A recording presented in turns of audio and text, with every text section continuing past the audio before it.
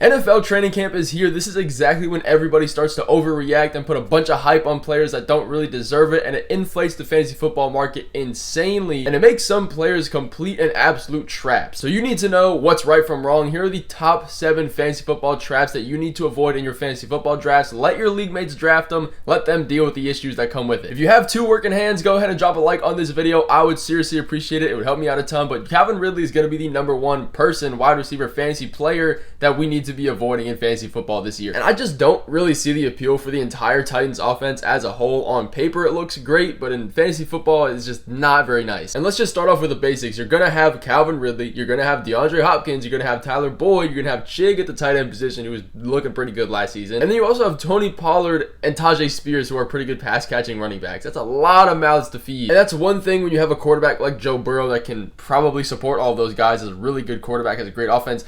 But we have Will Levis, who's on a team that's projected to have the 3rd worst offensive line in the entire NFL, so he's already not going to get a bunch of time to throw the ball, and he's not the best quarterback of all time anyways. And with all of that, you'd probably think, well, he's probably going in the 7th, 8th round of fantasy football drafts. No, he's going in the 5th round of fantasy football drafts. That's next to guys like Keenan Allen, T. Higgins. Like, what are we doing? He's also being drafted on average before DeAndre Hopkins, which is kind of interesting to me because DeAndre Hopkins has been on this team the longest. He has 1 full year with the Will Levis experience, so you'd think that he is the number 1 go-to guy in the beginning. And to add to that, they have Brian Callahan as their head coach now, who was the offensive coordinator from the Bengals. And if we know anything about him and that Bengals offense, they run a ton of 3 wide receiver sets, something that the Titans absolutely never did. And if you look at it A to B, it just means they're going to have more wide receivers on the field. And one of the first things Callahan did when he joined this team was go out and sign free agent Tyler Boyd for the 3rd wide receiver on this team. So clearly he's going to be used. If Tyler Boyd is owning the slot, DeAndre Hopkins is with the team the longest, then we have Calvin Ridley, who's just another great wide receiver. Don't get me wrong, he is a good talent, but where exactly are we finding this value to get him at the 5th round? It's just a ton of question marks on a mid team with a mid quarterback, with a terrible offensive line, with 2 good pass catching running backs. Everybody that's on this team deserves a target share. Calvin Ridley, yes, he's a great talented wide receiver. I just don't see where we get this 5th round ADP from. Let your league mates draft him, deal with that headache, but this next player is going to turn some heads and it might get some people upset, so go ahead and let me know in the comments how you feel about this player. And Puka Nacua is a guy that I'm leaning towards avoiding for a bit of a different reason than these other guys on the list. And that's right, bro, I said it. The guy just had one of the best rookie wide receiver seasons of all time. He played with Matthew Stafford, got him to the wide receiver 6 in fantasy football. So it's only really up from here, right? Not really so much. It's more of an ADP issue. And when we're drafting players, we're drafting them to destroy their ADP, not just to beat it. And this is more of a later round issue than it is for the 1st round guys, because there's not really that much more to go up from here. I just do not love the cost for Puka. He's being drafted as the wide receiver 6 in fantasy football this year. That means he's going anywhere from the 7th pick to the 12th pick. He's a locked and loaded 1st rounder though. You can see him getting drafted in front of AJ Brown, Garrett Wilson, Amon-Ra. I'm not taking him over any of these guys. And all things considered, he did have somewhat of a cakewalk season last year. Matthew Stafford had 500 plus passing attempts in his year 36 season. He is getting pretty old. You could make the case that he's going to start declining soon. But Cooper Kupp was also injured, so we had virtually no target competition. Now it's not taking away from his talent. He's clearly one of the best young wide receivers.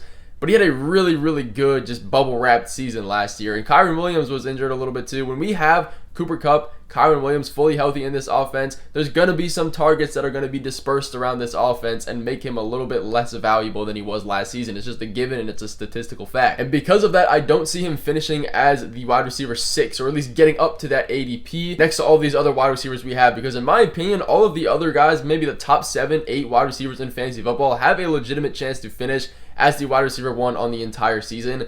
Puka, I don't see that. I do not see a world where he finishes as the wide receiver 1 in total of fantasy football. It's just not going to happen. And when you're drafting a guy as the wide receiver 6 in a locked and loaded 1st round pick, that's exactly what you're drafting for. You're drafting for the upside of being number 1, but also a little bit of security knowing that they're going to be a good fantasy player. And the risk for 1st round picks is different than other guys, because if you're drafting a guy in the 5th round that's supposed to be good, they could fail and be a 10th round ADP at the end of the year. With 1st round picks, they're 1st rounds for a reason. So if he's drafted as the wide receiver 6, he's still probably most likely going to finish top 10, top 15 as long as he doesn't get injured. But the cost you're taking him at in the first round just makes it that much worse. So I really don't think he's going to finish as a top 2-3 wide receiver in fantasy football. So I don't see the appeal of taking him in the first round locked and loaded this season. But again, let me know what you guys think in the comments about Puka, and we're going to debate. I'm going to be in these comments with you, and I would love to hear what you have to say. But the next wide receiver and just player that is a complete trap in fantasy football is Malik Nabers. I do not understand how he's being drafted as the wide receiver 24 in fantasy football. Because if you don't know, that makes him a 4th round pick. That's like, in what world are we living in that a Giants player is going in the 4th round? And again, this is purely just opportunity cost. The Giants are projected to have a bottom 5 offense and offensive line in the entire NFL. Again, you're not buying into a great offense. And Daniel Jones is coming off a huge injury. Who knows how long or how good he's going to be, how long it takes to get there. They have no Darren Waller anymore, so another key piece of their offense is out. Less opportunity to keep moving the chains. You'd think that just being the number 1 alpha wide receiver on the Giants is a good thing for Malik Nabers.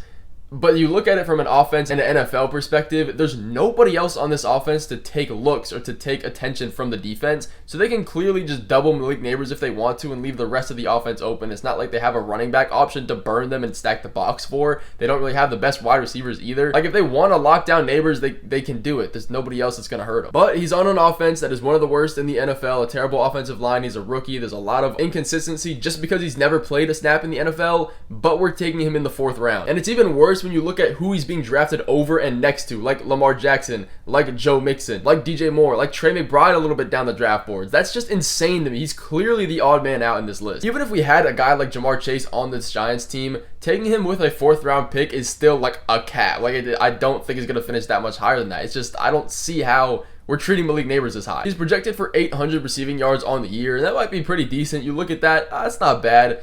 But that's 50 yards a game and 3 or 4 receptions. That's not necessarily a ton of fantasy points there. But the next guy here is going to be Xavier Worthy, and this one's a little bit more obvious. I see a lot more people talking about him than these other guys in this list.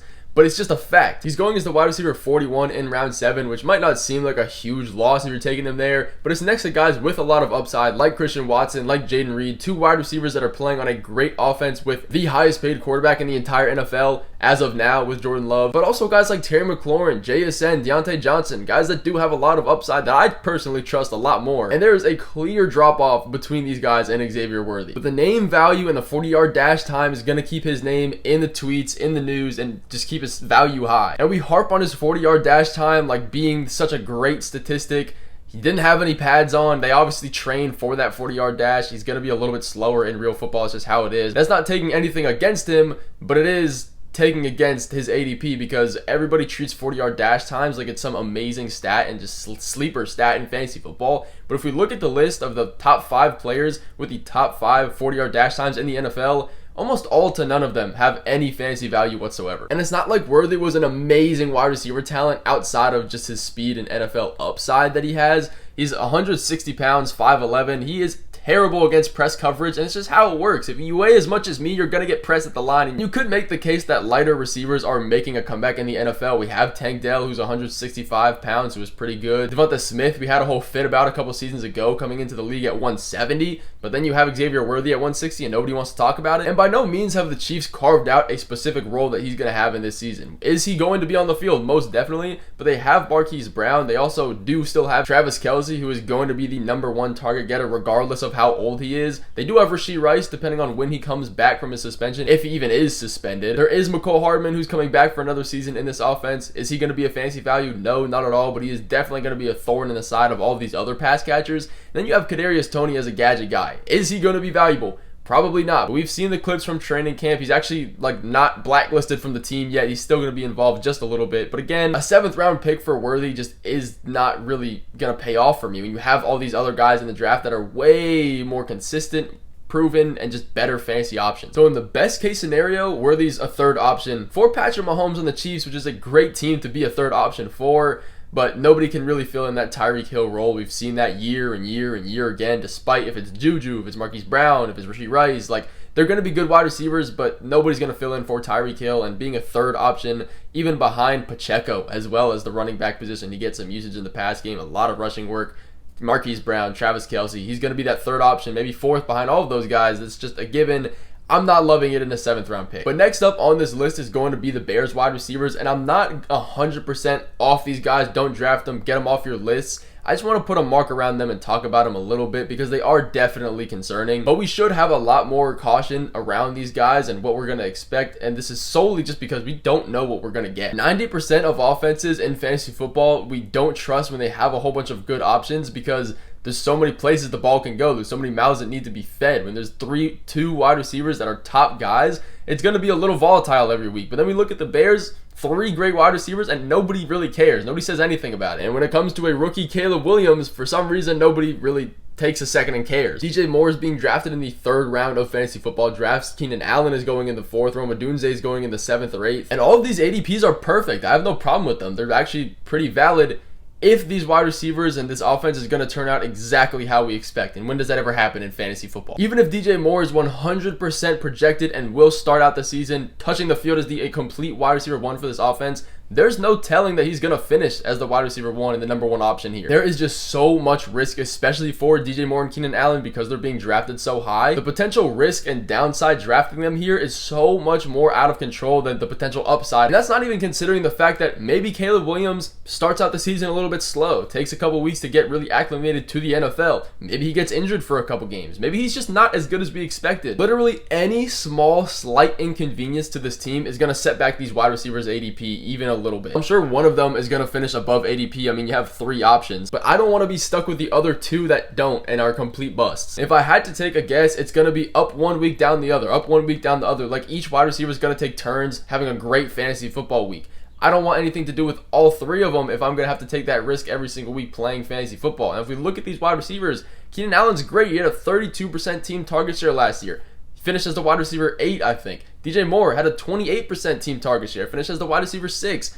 That's not going to continue. They're not going to have a 50-something% team target share combined for these 2 wide receivers. It's just not how it's going to work. This offense is just so risky. We don't know what we're getting ourselves into. I think they're probably going to be decent guys, but again, when we look at the other players around them in the drafts, I have a lot more trust and faith that they're going to finish above their ADP or at least have like consistent upside. I'm sure they'll be fine. I just don't want to really deal with it, especially if I'm in a competitive league. Let your league mates draft them, but that is going to finish off this video of the players you need to avoid. They are traps. Let your league mates draft them. Let me know if you guys agree with these players in the comments, and I'll see you guys in the next video coming soon.